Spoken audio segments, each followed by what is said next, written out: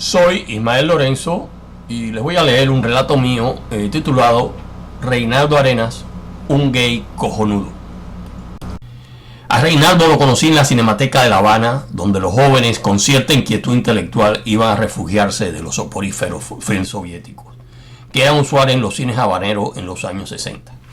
Me lo presentó Delfín Prats, un joven poeta de gran talento, luego sumido en el alcohol. Ya Reinaldo era toda una figura en aquella época, porque había ganado un premio de la Unión de Escritores por su novela Celestino antes del alba, remembranza de su niñez en la oriental ciudad de Holguín, traspasada a su estilo imaginativo.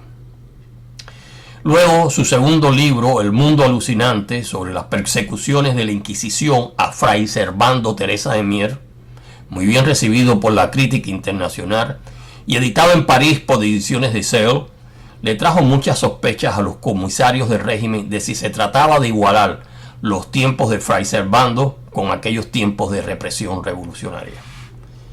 También presentada al concurso del UNIAC, Alejo Carpentier y José Antonio Portuondo, jurados, se negaron a darle el premio. No le volvieron a editar en Cuba, pero ya tenía una dimensión internacional a través de Edición de Seuil, en París, asesorada por Severo Salduí, otro escritor cubano ya en discreto auxilio. A través de todos los años 70 coincidimos muchas veces en la Cinemateca y de ahí comenzamos a pensar en cómo escapar de aquella isla y el aislamiento a los escritores que no hacían el juego. Mientras, el régimen tramaba cómo quitarse de arriba a un escritor ya con nombre internacional, pero que manifiestamente no simpatizaba con el régimen. Le tendieron una trampa y lo acusaron de molestar a un muchachito.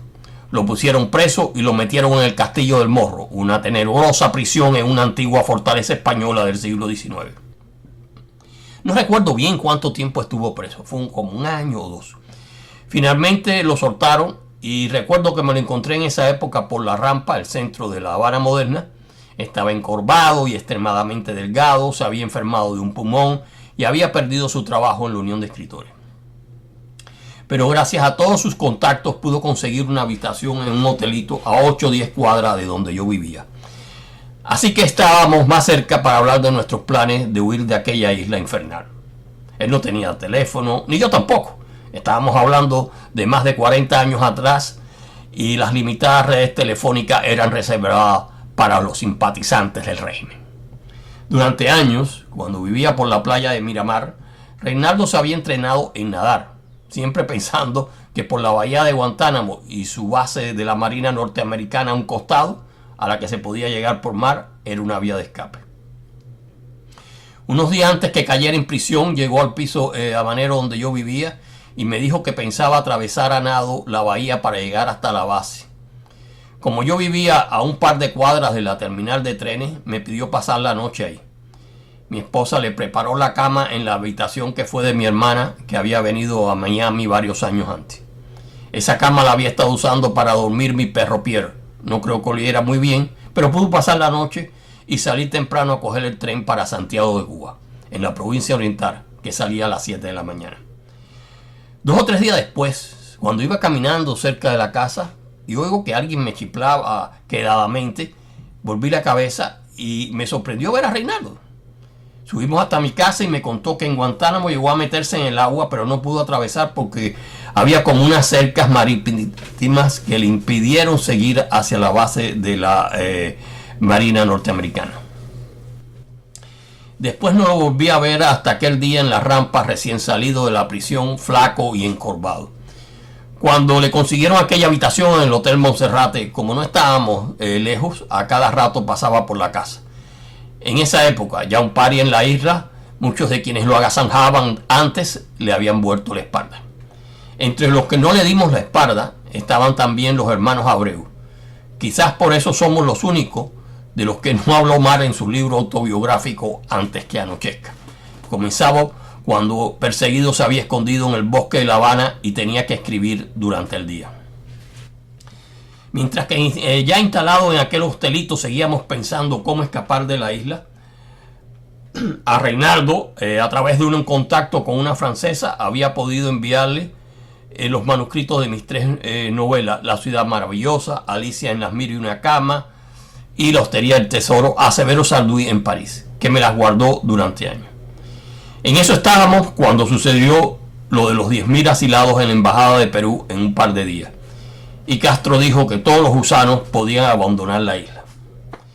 Mi hermana ya estaba en Miami y hacía un montón de años. Pagó varios miles de dólares por mi pasaje, el de mi esposa y mi hijo de 4 años en un bote pesquero de los Centenares que fueron a la bahía de Mariel a buscar familiares. Solo me permitieron a mí entrar en aquel bote. Los otros pasajeros eran escorias que se agregaban por la recomendación de los comités de defensa de la revolución, uno en cada cuadra para enviarlo hacia la Florida.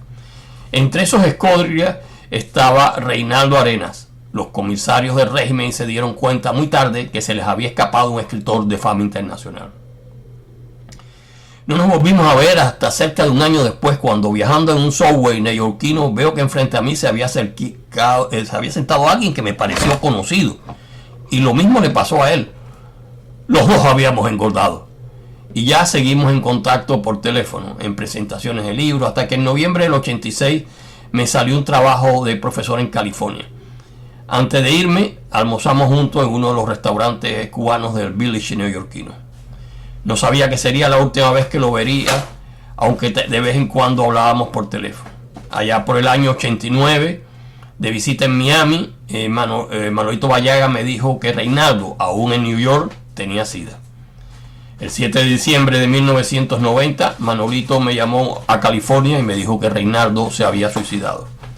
Una fecha especial para los cubanos, un 7 de diciembre de 1896.